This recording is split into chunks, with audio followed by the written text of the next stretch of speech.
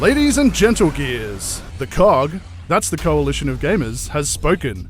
We ask you to vote for your favourite moments from the first 4 games in the Gears of War series, and the results are in. Rev your chainsaws as we count down the top 5 biggest, bloodiest, and most badass Gears of War moments according to the IGN audience. Augustus Terry Tate Cole. Augustus Coltrane Cole. In the flesh, baby! Had a great intro in the original Gears game, but Epic Games topped that for Gears 2. Up until this point, Gears 2 had been a strict Marcus and Dom affair, with a running Joe Carmine brother and missing by this point Ty Caliso rounding out the not-so-awesome foursome. Down to 3, and caught in a locust ambush, Delta Squad is in need of a saving member.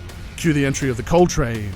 Once again, the Coltrane's iconic train horn is heard before he's seen, but his one COG counter-attack on the locust ambushes is a thing of gory beauty. The Locust Horde is hoping to wiggle their way to victory with a city-devouring worm of mass destruction. Impervious to attacks from without, Delta Squad heads within, as Epic Games channels Bram Stoker in creating the bloodiest romantic comedy of all time. As Phoenix and co carve their way to freedom, they discover not 1, not 2, but 3 worm hearts in dire need of breaking. The Lance's chainsaw bayonet makes short and bloody work of the respective arteries attached to the disrespected worm hearts. We're gonna be drowning in blood if we don't hurry up! For the final heartbreak, Delta Squad has to race against a rising tide of blood to saw the worm to death and carve their way to freedom.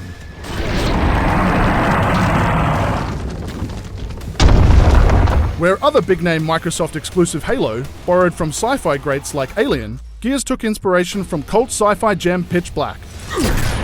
The introduction of the fast-flying, flesh-flaying KRYLL showcased Epic's willingness to mix up the gameplay formula in the original Gears. Stay in the light, and you only have to worry about the angry Locust Horde. Step into the shadows, and you'll get shredded in a matter of seconds by Sarah's equivalent of speed-munching flying piranhas.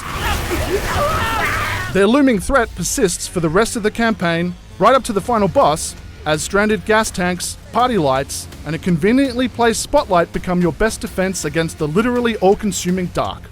The original Gears set the standard for balls-to-the-wall, action-packed cover shooters. Towards the end of the first act, the action trajectory bottoms out as Epic ditches the epic action in favor of its first gameplay mix-up, the introduction of the Berserker.